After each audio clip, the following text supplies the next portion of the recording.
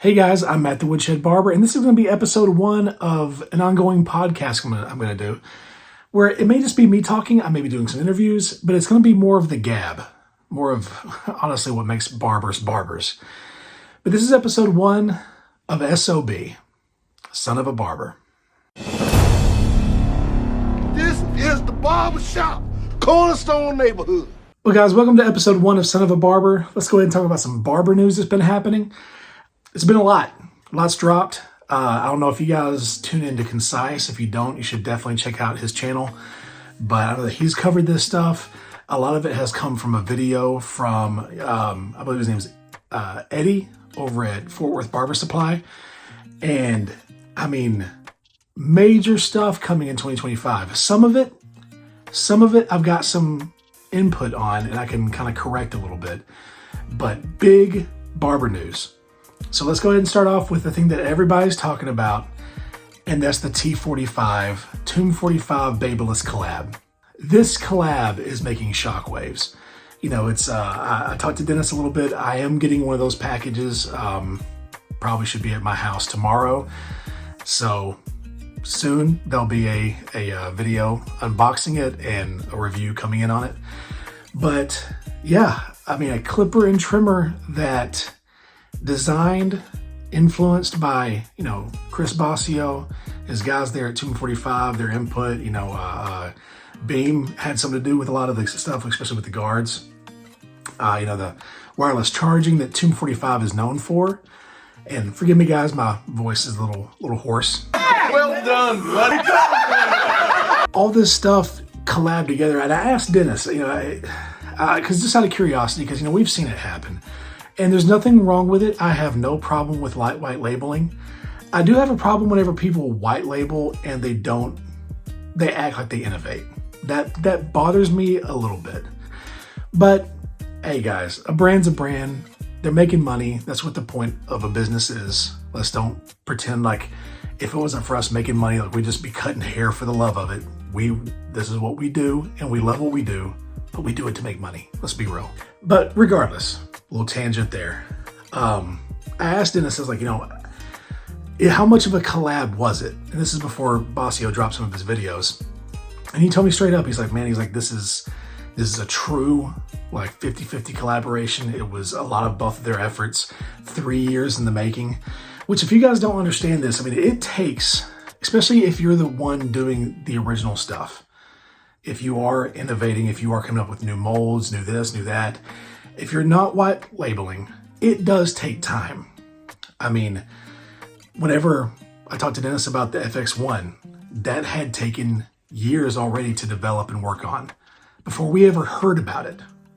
And then we're talking about it for 6 months before it drops. So this is kind of what creating something is. It takes time. It takes secrecy. It takes misses. It takes wins. It's the whole thing. And so he said it was, you know, definitely a 50-50 collaboration. You know, it's Babeless's resources and innovation and their design team, working with Basio, working with Beam.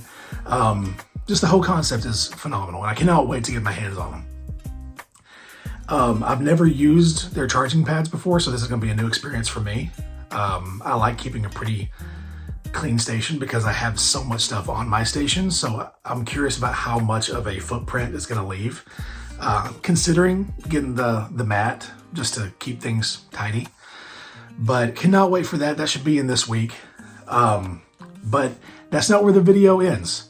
That's a big part of it, but it continues past that. You've got some other drops from Babeless, like their compact low pros, which, can we go ahead and say it? Babeless is dropping a clipper that comes with a charging dock.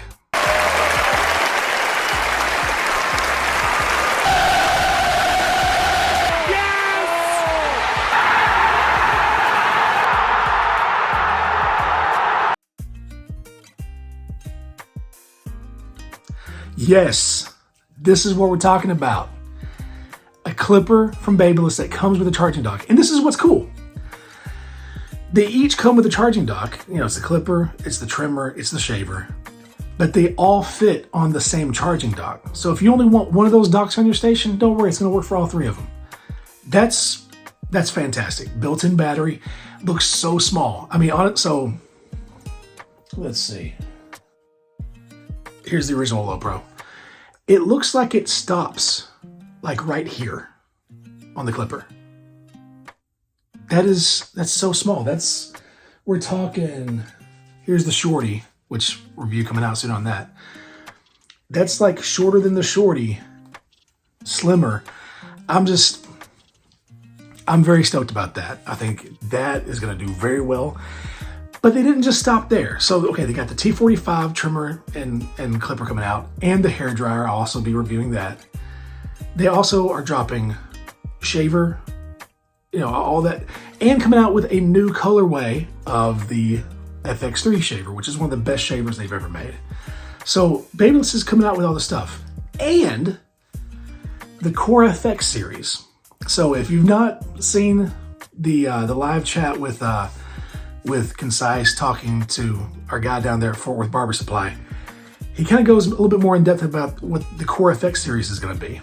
And that is, once again, the original FX clipper, shorter, built-in battery, probably USB-C charging, I'm not sure on that, but bringing the original FX line, shortening it up, more compact. We're talking just a little bit over $100 a clipper. That's phenomenal. That's industry change, and it was just a matter of time. And we knew it was going to happen. It was just a matter of time. We've got a couple things dropping from Andis. Now in the video, it shows this, so I'm going to confirm. If you don't see me show it, it's because I got confirmed. It's not time to show it, the NV2. Now they showed a clip in this where you have this one. You also have the gold one, which perfectly matches the NV2. And let's just talk about what a success that's been. That's a great clipper, guys. So if you do not have the NV2, if you've not tried it out, man, try it out. Get a hold of it. I think for the one with the charging dock, the gold one with the charging dock, and the ceramic blade, it's like $125, around that range. So try that out. So you had that dropping. They did leak out the Master 2, which I don't know if that was on purpose. That is not completely finalized yet as far as function, look. It's going to look a lot like that. And there are different color options that's going to be happening. And if you're wondering, is it just painted metal? No. So what that actually is it's powder coated metal. And my favorite one is that last one that it shows on there, the kind of gunmetal gray, kind of a flat, like satin gray with the gold blade on it. God, it looks so good. And I've got an early prototype of it. It feels really good in the hand. I think it's going to have a better feel with that powder coating on there. So very excited about that. The one I have, it cuts like a master. It feels and cuts like a master. And I know that by the time they get to the point where they release it, it's going to be even better than the one I've got. You had the 360 Jeezy clipper, which, look, man, we all respect Jeezy. He's what made this YouTube thing truly blow up for barbering. I mean, look, I'm an old dude. There's been tons of barbers. I mean, everybody from Dave Diggs, from Vic the Barber, not Vic Blends, Vic the Barber, Ron Legend, Al's Millions. I mean, there's guys before him, but he's elevated to like almost having 4 million followers. Come on, man, that's crazy. So congratulations to him. Everybody loves Jeezy. He's a nice dude. I have not met him personally, but everybody who's encountered him, he just always seems like he's an energetic, nice guy. With Stylecraft, I mean, like, that is an MRD clipper. It is. It's the MRD X Pro, but rebranded. But I'm not throwing shade. Congrats, dude. You got your name on a clipper. I mean, what Bossio them are doing, I mean, that's a whole different thing. But it's not the Babeless Bossio. It's his team. It's 245, the T45. Dude, this has got your name on it. You open the box, it's got your face on it. Dude, congrats, man. Congrats. Let's give that dude his flowers. This is so big for him. Other drops that seem to be happening. Oh yeah, and the red tight guards on there. Man, so excited for that. I mean, you just got things dropping. Wall.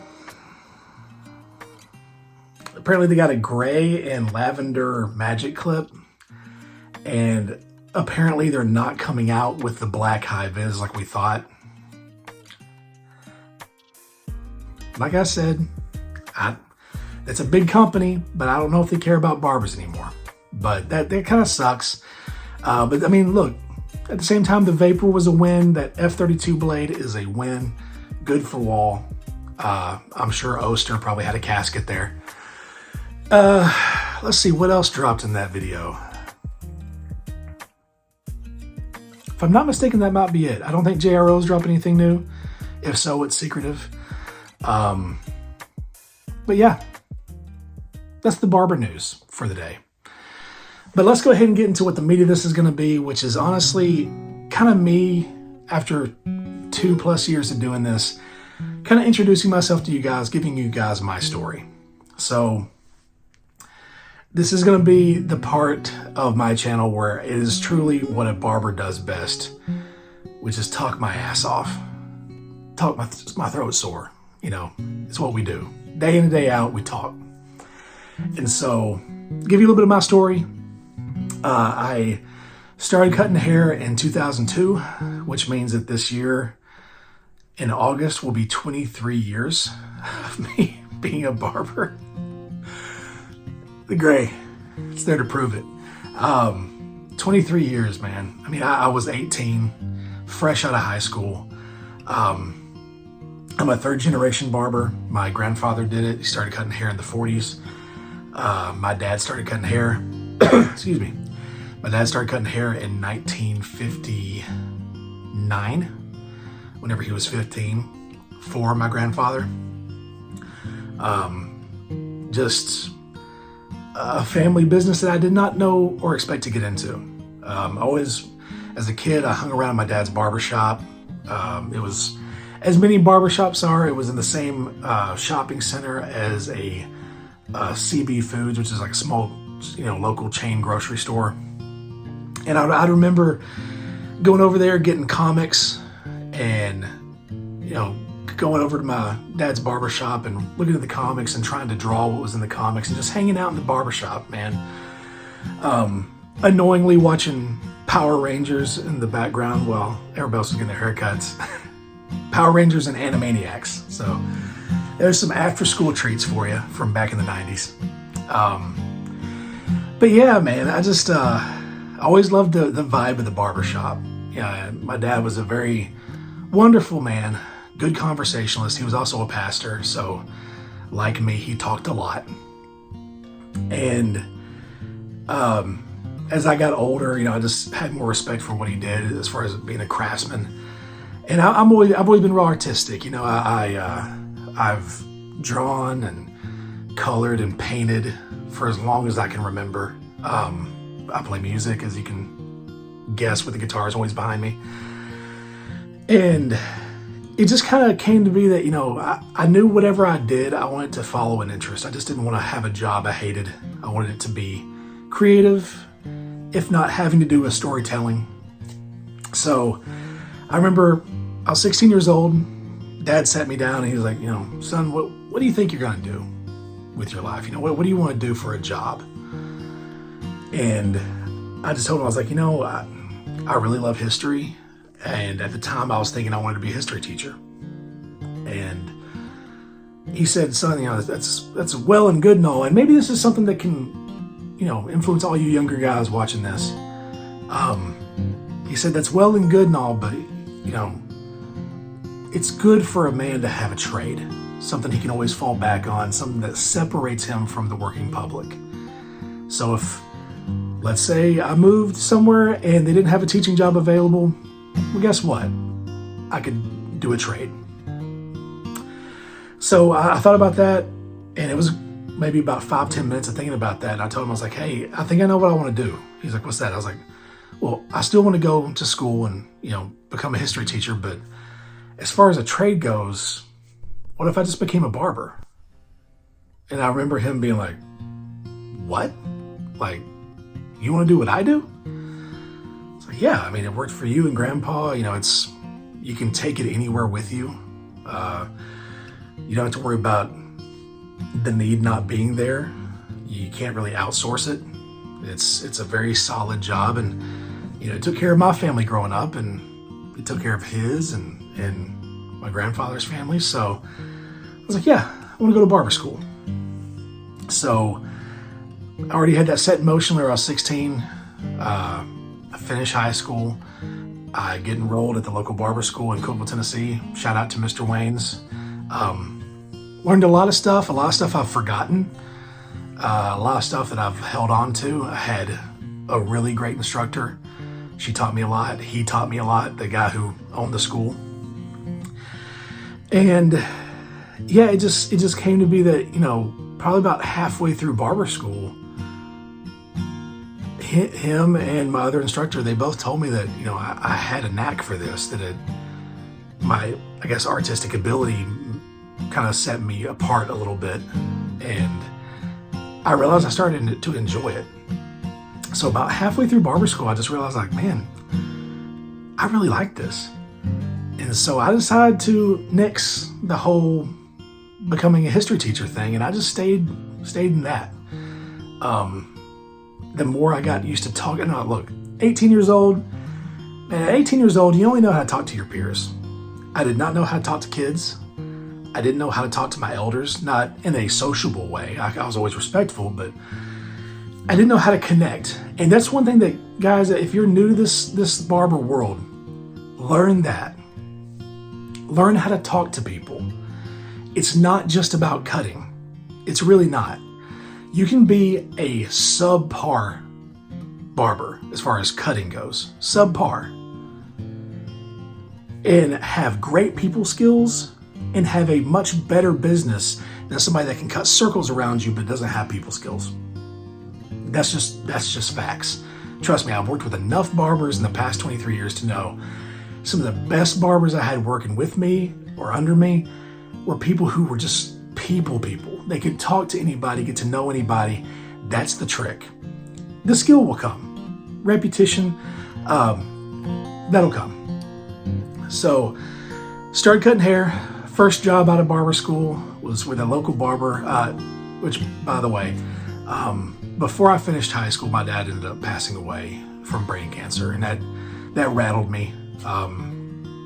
We were going to keep his barbershop and me run it, but that didn't end up working out either. So at the end of barber school, I didn't have anywhere to go. So I was looking for my first job. And shout out to Russell in Cookeville, Tennessee. Thank you for giving me my first shot, man. I really appreciate you. And to me, that's whenever school started. You learn a lot in school, don't get me wrong. I learned how to cut. I learned how to be detail-oriented. I learned different techniques of finishing a haircut. But what really propelled me forward was what I call barber boot camp, and that's your first 2 years behind the chair. Your first 2 years behind the chair, you get in the grittiness of what barbering is. You cut screaming kids. You cut crying kids. You cut old men who stink. And I'm not holding that against them, but some old men are not taken care of, and that's awful. But you cut old men who stink. You cut picky clients. You do all this stuff, and over the course of 2 years, you cut your teeth. And so, to me, the first 2 years are still barber school in a big way. By the time you get to year 5, at this point, I had started a barbershop with one of my friends that went to barber school after me. Way too young. Way too young, was not mature enough for it. It ended up becoming a hangout for my friends. At the time, I was an assistant youth pastor at a church. It became a hangout. It was not a barbershop. We didn't keep business. So that was a heartbreaking lesson to learn. But look, if you don't fail, you never know what it takes to succeed. And I had to fail to learn. I was way too young to be owning my own shop. Some people, 21, yeah, you're fine. Go do that. Me, was not ready. So I took a little hiatus from barbering because that hurt, that bothered me. But then I returned to it, and I went back to work for that guy, Russell, once again. And, at this point, 5 years in the business, 6 years in the business, I guess, you end up kind of at a stalemate. you get to the point to where you don't do bad haircuts anymore. And I honestly think year 5 or 6 is where that happens. You stop doing bad haircuts. I always tell people, like, look, I'm not going to give you a bad haircut. At this point, it's not possible. But communication is where we keep you on the track for getting the haircut you want. So at that point, 5-6 years, it should be that only communication keeps you from doing the haircuts you want to do. Should be. But at that point, it's just kind of stale. It was just a job for me at that point. And a woman that worked at a beauty school, this a couple doors down from our barbershop that I worked in, popped in one day and was like, hey, does anybody in here, any barber in here, have any desire to be an educator? And remember, rewind, I wanted to be a teacher. So, he owns the shop, his wife works with him. They're busy doing their thing, and I'll look into it, sure.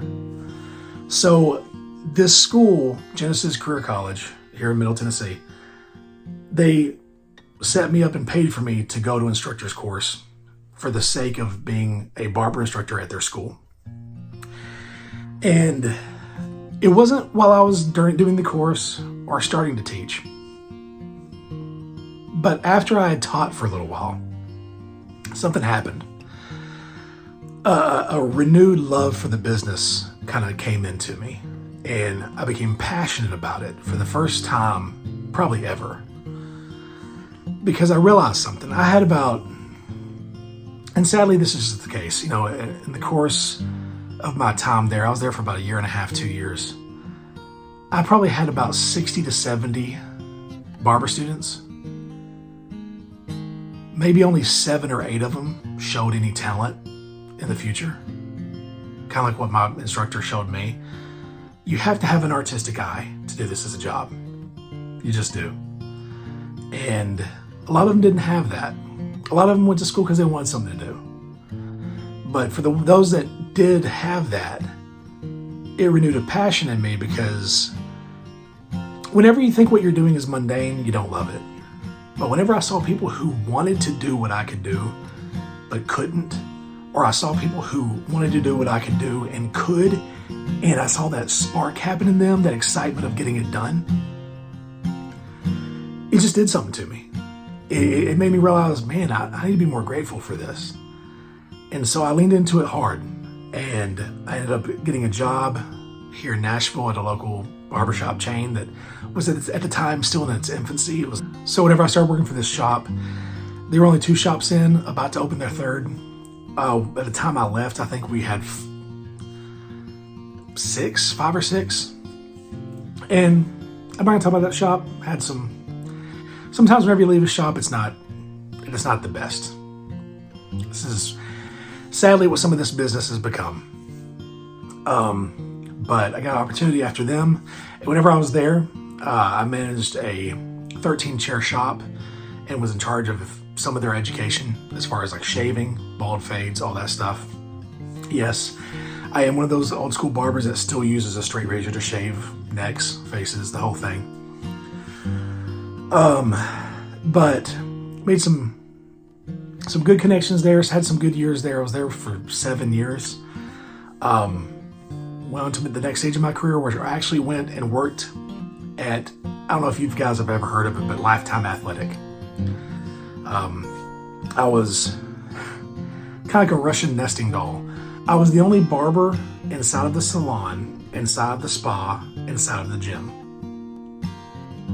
It was weird. I was there for 2.5 years, and then bam, COVID happened. And so here comes the start of the Woodshed Barber. And so COVID happened, everything shuts down. And I don't know what you guys responded with COVID, but I knew how guys operate. Then we're gonna get our haircut somewhere. And if you're their barber and they're not getting their haircut by you, that's how you lose clients. So I had my garage. Once again, my hobbies, always artistic stuff, but I'm also a hobby woodworker. And I had my garage, had my grandfather's barber chair, and built it out into a barbershop. And so by the time they reopened, man, I was good. I was good. My clients had found me. I was building business. And honestly, since March of 2020, this is the happiest I've ever been doing this. I have wonderful clients. I love these guys. They're, by the time you cut somebody's hair long enough, they feel like family. Good dudes. Good families that come in to see me. I get to do stuff on my timetable. And for the first time in my life, I realized how much money I was putting on the table. Leaving on the table. Because I had made a lot of other people a lot of money. And now I was getting to keep it all. Game changer. So I was able to work less hours and make way more money. Which, like I said before, that's why we do this. And so, fast forward, we end up moving.